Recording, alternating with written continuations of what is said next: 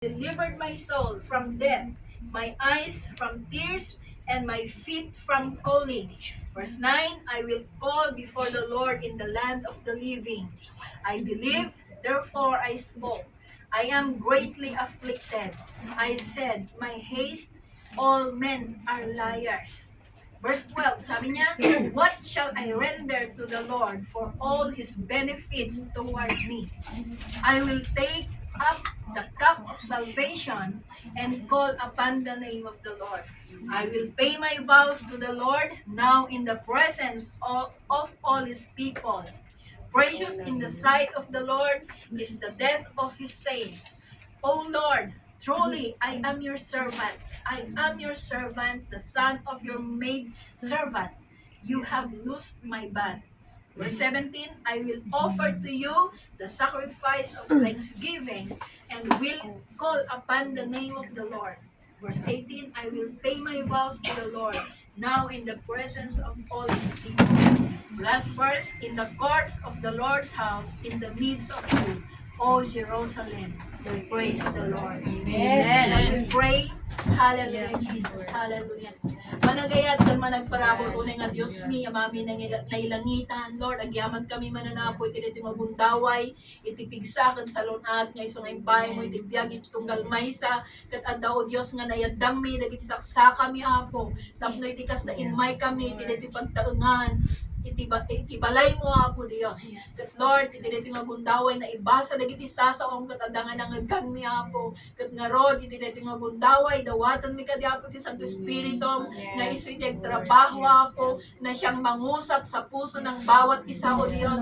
That Lord ano po yung mensahe Panginoon na iparating mo sa bawat isa sa amin Panginoon ay Lord andun na mag-penetrate Panginoon sa aming sa kaloob-looban ng aming mga puso o Diyos. That Lord open the heart of everyone Panginoon that they would be able to hear your word Panginoon, your message Panginoon for today O God. And Lord anoint your servant Panginoon and as I deliver your word Panginoon, let your words be my word Panginoon sa araw Amen. na ito, Yes, O Diyos. God. And Lord, let your will be done, Panginoon, sa araw na ito, O Diyos. At Lord, buksan mo nga ang aming mga pandinig, Panginoon, upang marinig namin, O Diyos, ang iyong mensahe sa araw na ito, Yes, O God. God. At Lord, naway maisa pamuhay namin, Panginoon, ang iyong mga salita, Panginoon, na aming pag-aaralan sa araw na ito, O Diyos. And Lord, this is all we pray in Jesus' name. Amen. Amen. Okay, so kanina, kung bakit sinabi ko na today is the day that we celebrate. Actually, it is a year Thanksgiving celebration. Okay? So, yung taunang pasasalamat na sinasabi.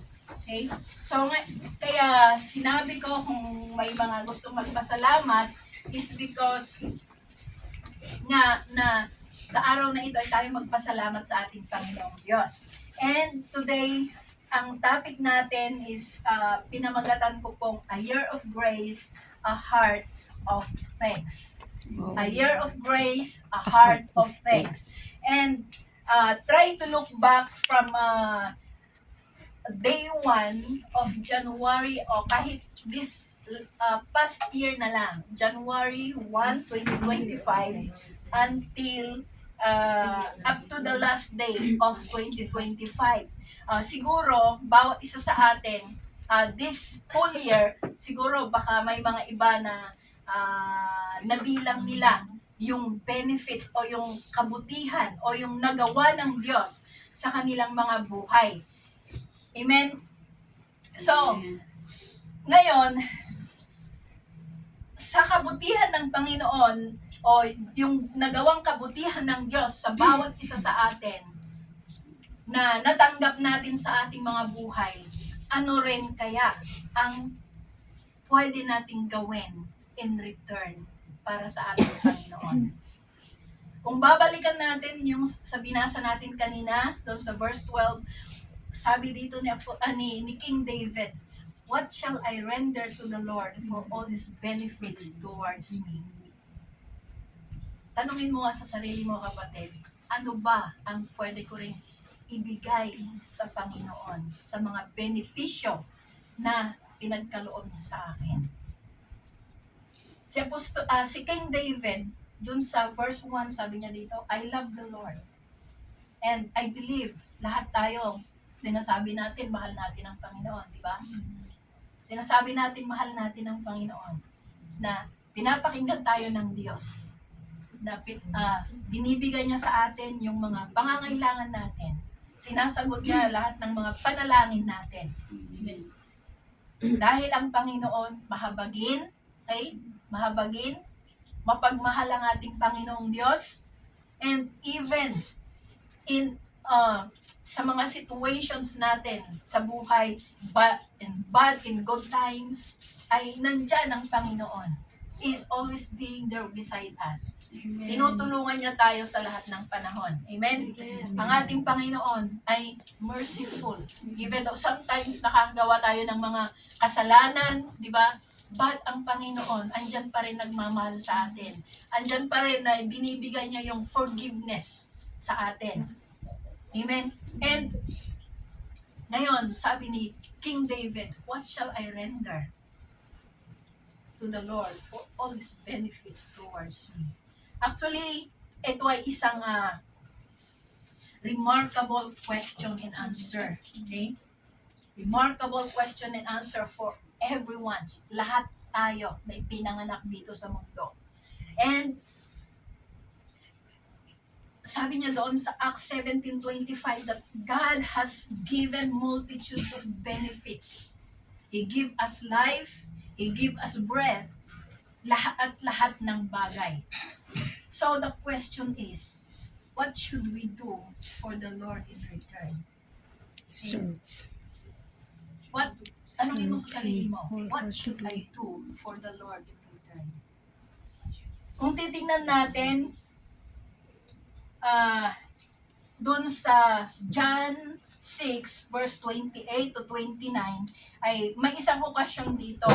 At yung mga tao doon sa Capernaum, nagtanong sila kay Jesus Christ. Sabi nila, ano po ang dapat naming gawin para magawa namin ang nais mo? Sabi nila. So, sumagot si Jesus Christ. At ito yung sagot ng Panginoon. Ito ang nais ng Diyos mula sa inyo. Manampalataya kayo sa isinugod niya. Okay? So, yan yung nais ng Diyos para sa atin. Sa lahat ng benepisyo na ipinagkaloob niya sa atin ay ang gusto lang niya sa atin, ang gusto lang niya na gawin natin is to believe in Him. Believe o manampalataya sa isinugod niya. Amen? At kung babalikan din natin doon sa verse 13 sa ating teksto, ay sabi niya doon, yung sagot, unang sagot ng katanungan. Kasi si King David, tinanong niya yung sarili niya. At sinagot din niya yung sarili niya. So, yung unang kasagutan niya, sabi niya, I will take up the cup of salvation. So, una, napuntos natin ngayon, is sabi niya, take the cup of salvation. So, ito'y sumisimbolo sa pagtanggap ng biyaya at buhay na walang hanggang. Okay? Isang kaloob na naging posible sa pamamagitan ng pagdurusa at muling pagkabuhay ni Kristo. But we must understand that taking the cup of salvation ay hindi ibig sabihin na we have an easy life.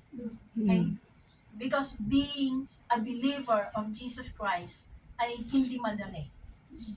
Amen? So, bilang isang mananampalataya kay Kristo is not an easy journey. Because in this world where we are living is unholy, unrighteous, and evil. Maraming kasamaan na nangyayari dito sa ibabaw ng mundo. So, alam natin yung kwento ng buhay ni Jesus Christ dito sa ibabaw ng mundo. When He was in the ministry, ay marami ring pinagdaanan ng ating Panginoong Diyos. Mga persecutions, betrayals, amen? And the life of Jesus here on earth demonstrate to us that walking with faith in Jesus is not an easy life. Okay. So, but the good thing is, when you are in the presence of God, bilang isang mananampalataya, He promises never to leave you nor forsake you. Amen. That He will be with you. Amen. He will protect you. He will be your strength. He will provide for you. And He will give you peace. He will love you always. And He will answer you when you call upon His name. Amen. Amen.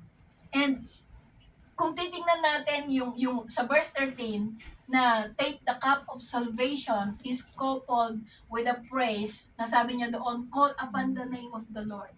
That is emphasizing that salvation comes through faith and calling on Jesus. Dahil nga nananampalataya kay Jesus Christ, kaya ka tumatawag sa Kanya. Diba? Halimbawa sa atin dito, kapag ikaw ay nangangailangan, di ba kung minsan tinatawagan mo yung mga kaibigan mo because you believe they will help you. Yes. Amen? So, ganon din sa atin sa spiritual na buhay na kapag tayo nangangailangan, ay kapag tayo tumawag sa Panginoon, yung sinabi ko kanina, He will always answer our calling. He will answer our calls. Amen? So, actually, the truth is, we can never pay our sins with our good deeds. If one is ever to save from his sins and obtain salvation, it must be received solely by faith in the work of the Lord Jesus Christ. Okay? So, sabi niya sa salita ng Diyos sa Biblia, sabi niya, whosoever shall call upon the name of the Lord shall be saved. Amen? Kaya huwag po tayong mag-atubili na tumawag sa ating Panginoon. Because sa palagi nating pagtawag sa ating Panginoon, ibig sabihin, we are in a close relationship sa ating Panginoon. Amen?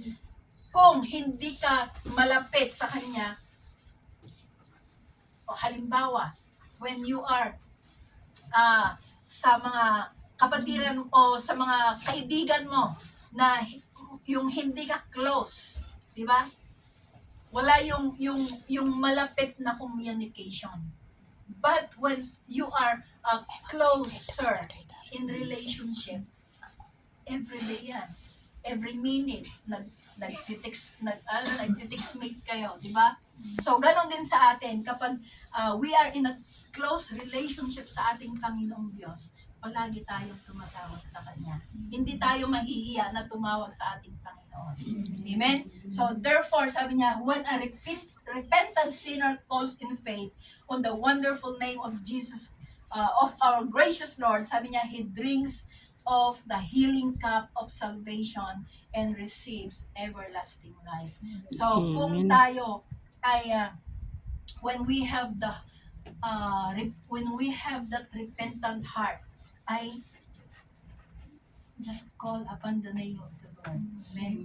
Amen. Because kung ano man yung nararamdaman natin, ano man yung mga sakit ng ating mga katawan, anumang mga bagay na nararamdaman natin sa ating mga katawan, spiritually, physically, emotionally, God will heal us. Amen. As we take the cup of salvation. Yes. Amen? Amen. And how do believers take the cup of salvation? Una, sabi niya, in communion with God. Okay, last Sunday, nagawa natin ito. Okay? But, hindi lang sa ganyang paraan. Not only taking yung bread that symbolizes body, the blood that symbolizes His blood. But it's more than that.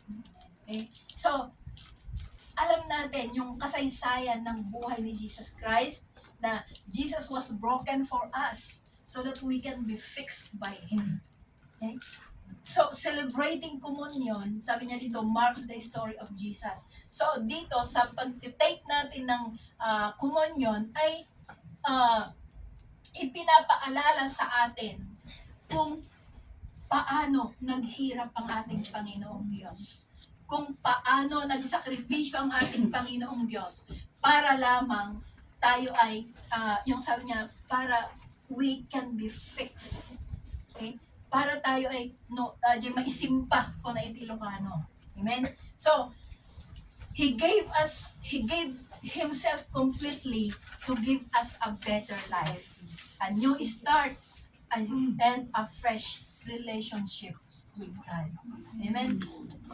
Doon sa John 6:53, excuse me, and hanggang sa 58, explains that to have a relationship with God and to avail the gift of eternal life, sabi niya, one must eat the flesh and drink the blood of the Son of Man.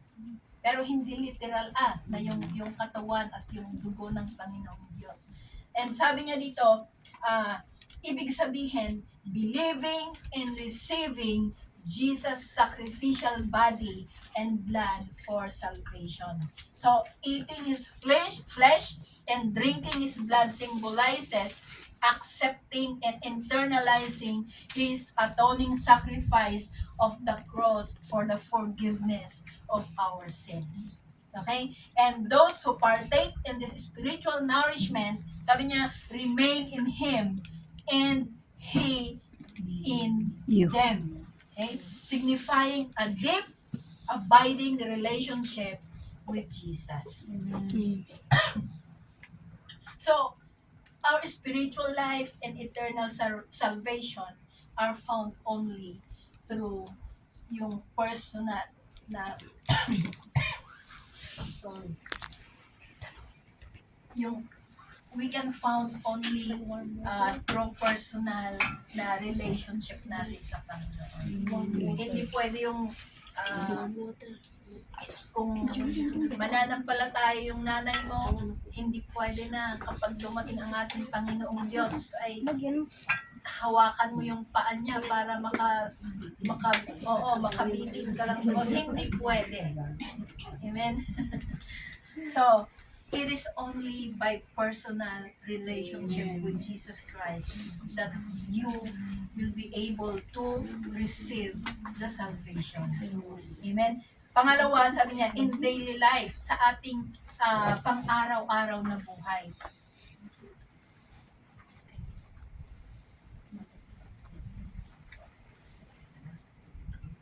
So, in our daily life. So, bakit in our daily life? Tayo bilang mga mananampalataya ay parang isang napakalaking letra.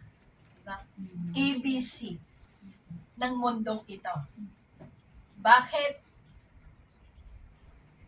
Tinitignan nila kung ano yung character natin, tinitignan nila kung ano tayo. Amen. Lalo na kapag nakikita nila tayo na nagpupunta sa simbahan, nag-praise the Lord, nagsasabi ng Amen, tinitingnan tayo ng mga hindi, yung mga unbeliever, sabihin na lang natin. Okay? And kaya, by taking up the cross, taking up the cup of salvation, is we must live with an attitude also of gratitude. Amen. Acknowledging God's saving power in all circumstances. And we must live a life na ipakita natin that we are the true follower of Jesus Christ. Amen. Amen. Dahil kung ang mga unbeliever, nakikita nila na ano ba yun, nagpupunta sa church pero hindi naman tugma yung ugali niya sa mga pinag-aaralan niya sa simbahan. So, paano mo mahihikayat yung isang tao kung ang nakikita nila sa iyo ay still yung pag-uugali dito sa ibabaw ng mundo. Kaya, we must live according to what Jesus lived. Okay? Amen. Pangalawa, sabi niya, pangalawang kasagutan doon sa katanungan ni King David sa kanyang sarili. Doon sa verse 15, sabi niya, pay your vows. Kung babasahin natin doon sa Psalms 50, verse 14b hanggang sa 15, Sabi niya that when you perform your vows to the Most High or faithfully fulfill what you have promised and said, when you do your commitment in your ministry, in your giving. Okay, so basahin niyo na lang ninyo doon sa Psalms 50, okay? Na sinasabi niya sa atin dito na we must perform yung ating mga vows o yung mga promises natin. Amen? So we must perform or pay. Okay, so yung pay kasi, pay, ibig sabihin, bayaran natin, di ba? Bayaran. And yung perform is, ito yung action word. So, gawin natin. Huwag lang natin sabihin na bayaran, pero hindi natin gagawin. Okay? So, kailangan, sabi niya, pay or perform your vows. Okay? So, ngayon ang tanong, bawat isa sa atin, di ba, may mga nasasabi natin. Next month, magta-tithes ako next month. But, pagdating ng next month ulit, hindi natin nagawa. So, next month ulit. So, yan yung sinasabi niya dito na kailangan natin i-perform or pay yung mga promises natin. Because once you utter that word, ibig sabihin, you have sinabi mo na. At hindi sa yung mga kapatiran, but narinig yan ng ating Panginoong Diyos. Kaya si King David dito sabi niya na, I will pay my vows in front of the people. Amen. So, sa atin, sa mga promises na ginawa natin, ay kailangan na gawin natin.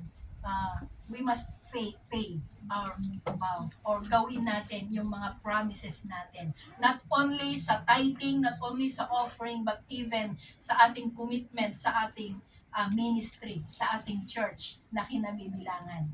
Amen? Dahil sabi niya dito na when you faithfully fulfill what you have promised and said, when you do your commitment in your ministry, in your giving, and when you are in trouble while you're doing your work in the ministry, the Lord promises that when you call upon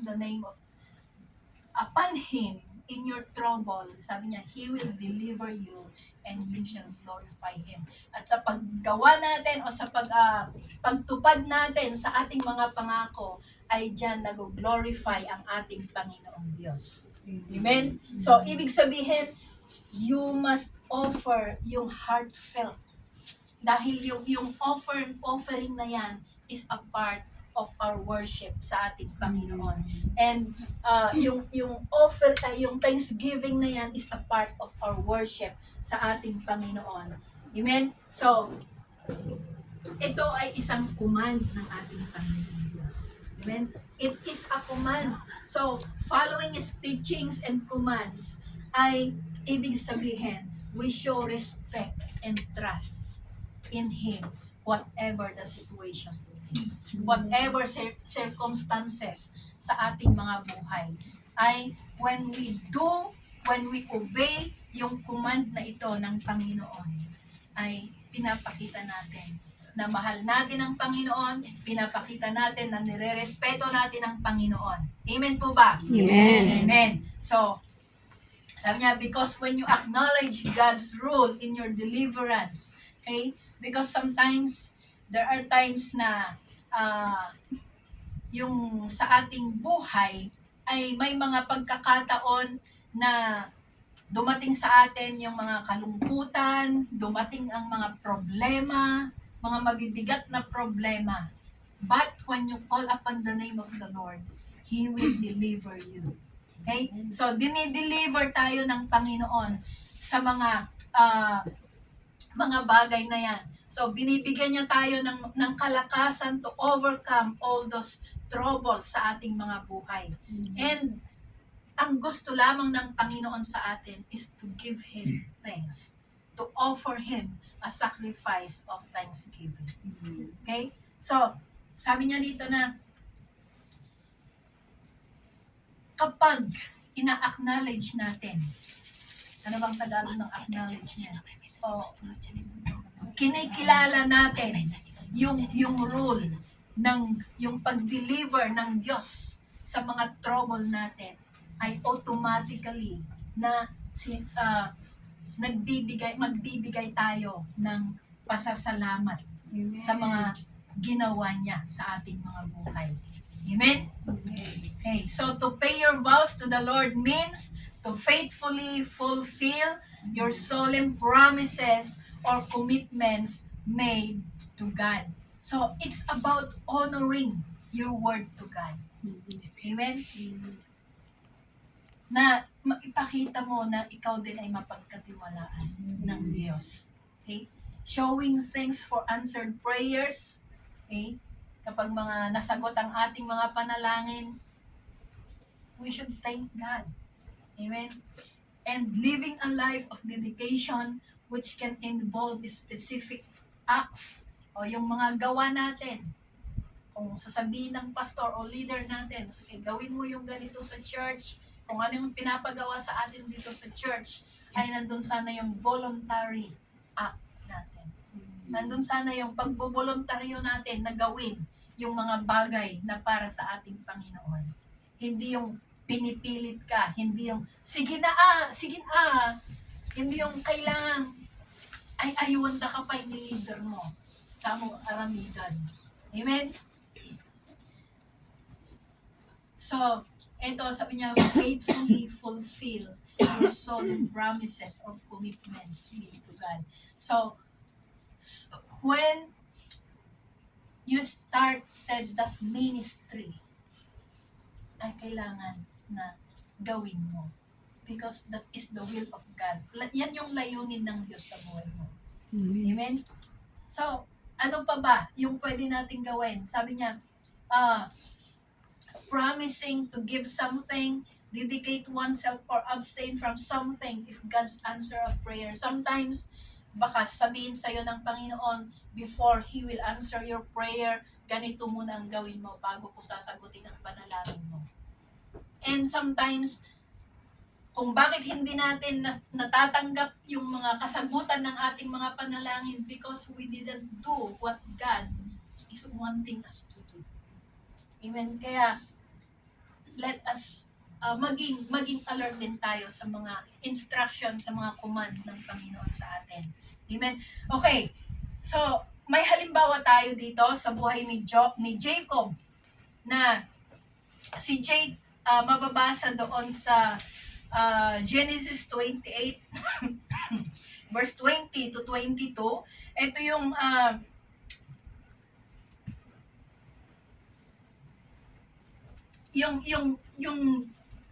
yung promise ni Jacob na sabi niya dito na kapag ang Diyos ay sabi niya that God would be with him on his journey, ay sabi ni Jacob na he would give a 10 o yung 10% of everything na binigay sa kanya ng Panginoon. Okay? So, dito natin makita na si Jacob ay ginawa niya dahil nga pinagbigyan siya o binigay ng Panginoon yung kahilingan ni Jacob sa kanya. So, ang ginawa ni Jacob in return is he give the 10% of all of everything na binigay sa kanya ng Panginoon. So, how about us mga kapatid? Ang daming mga benefits ang binigay sa atin ng Panginoon. Binalik din ba natin yung para sa Panginoon? Okay, so, ito po ay pag-isipan natin mga kapatid. And even sa buhay ni Hana, okay, sinong nakakaalam sa buhay ni Hana? Na si Hana ay isang baog, di ba? Isa siyang wala siyang kakayahan na mabuntis. But because of her desire na magkaroon ng anak, ay nanalangin siya sa Diyos. Dahil alam niyo yung yung si Penina na palagi niyang di kanayon nga makasabsabat na iji church. Ngay kat di ngay uyawon na ni Hana gaputa haan nga hanga di hindi siya nabubuntes. So, ngayon, syempre, kahit sino naman na kinikriticize ng kung sino man, ay syempre makakaramdam din ng yung hindi maganda, yung hindi kasi na nasakit inakot na. So, ngayon, nag-pray si Hana sa Panginoon. At sabi niya, Lord, kapag bibigyan mo ako ng anak, ay I will present him to you. Yung ibibigay ko siya sa iyo para siya maglingkod sa iyo habang buhay. Sabi ni Hana. Yan yung pangako ni Hana sa Panginoon. So, dumating nga ang araw, dumating yung panahon na nabuntis si Hana. So, nung time na nanganak si Hana, kan idin time nga napusutan dahil anak na, ngay kat inpan na ni Samuel, ijay templo. Kat ijay nga nagyan ni Samuel, ingana nga limakay, ingana nga natay ni Samuel.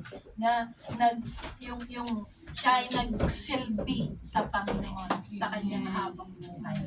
Amen? So, yun yung mga pangako na hindi napapako. Amen? Sometimes sa atin, marami tayong mga pangako, pero napapako. Amen? Kaya, it is the significance of the story ay it highlights yung faith, yung perseverance and sacrifices na showing how Hannah trusted God in her yung in her anguish. Okay? Sa kanyang panagrigrigat sa kalooban niya. Okay? And it demonstrates God's ability to answer prayers and reserve difficult circumstances sa ating mga buhay. So it emphasizes the importance of keeping promise made to God. Okay? Amen. So kailangan na gawin din natin pay our vow and perform our vow sa ating Panginoon. Amen? Why is it important na bayaran natin o gawin natin yung ating mga pangako? Because it shows you honor your word and building your trust in your relationship with God.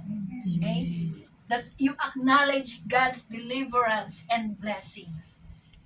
Amen? That it is important because it emphasizes that your yes should mean yes. Okay? A principle seen in Jesus' teaching. So, ito yung principles na tinuturo sa atin ng Panginoon. Na kung sabihin natin na yes, it should be yes. Kung sabihin na natin no, it should be no. Okay? Amen. So, we must be faithful to fulfill yung ating mga financial pledges, your service commitment sa ating church or sa ating communion. Okay? So, we must live obediently. Let our whole life to be a living sacrifice of worship and dedication sa ating Panginoon. Pangatlo, sabi niya, dun sa verse 17, offer a sacrifice of thanksgiving. Okay? So, before we go further, I would like to emphasize yung difference between offering and thanksgiving. Okay, so thanksgiving, ibig sabihin, it is the act of acknowledging and appreciating God's goodness, mercy, and specific blessings in one's life.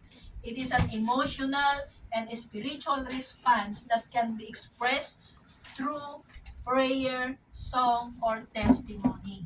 Kaya ako sinabi na kung may gusto mag-testimony, ay they should they should testify the goodness of God for them. So this is the sacrifice of thanksgiving.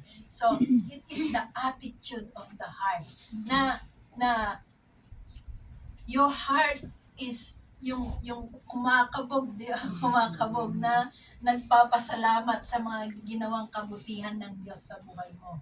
Amen? Okay, so yung thanksgiving ay ito yung pag-share natin, pagsasabi natin na salamat while the offering is a tangible gift. Ito yung physical o yung nakikita. Okay? Tangible gifts such as financial, yung pera natin, yung time, or yung mga produce. O halimbawa, itong mga dinala natin dito, mga rice, mga mantika, mga tissues. Ito yung mga tangible gifts na tinatawag, yung offering natin. Okay? So, ito yung presented as a sacrifice or contribution.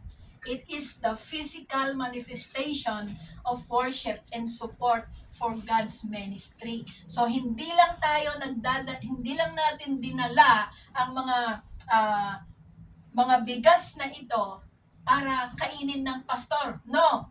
But dinala na, di ba every Sunday kumakain kayo dito. So pagsasalo-saluhan din natin to, di ba? Amen. Yes. Amen. Kaya ito yung it is an offering na physical offering na nagpapakita that we acknowledge na ang Panginoon ay binibiyayaan niya yung mga source of income natin. Amen? Amen. So when we put them together, offering of thanksgiving is a specific, cheerful, and voluntary gift given because you are thankful for something specific God has done in your life. Okay? So, ito yung mga specific na ginawa ng Panginoon sa buhay natin ay nagpapasalamat tayo. Pinagpapasalamatan natin yung mga specific kung ano yung mga nagawa ng Diyos. So halimbawa sa testimony kanina ng ating kapatid, na kung noon pinapatayan siya ng ilaw, but now ay ang amo na mismong nagtatanong sa kanya.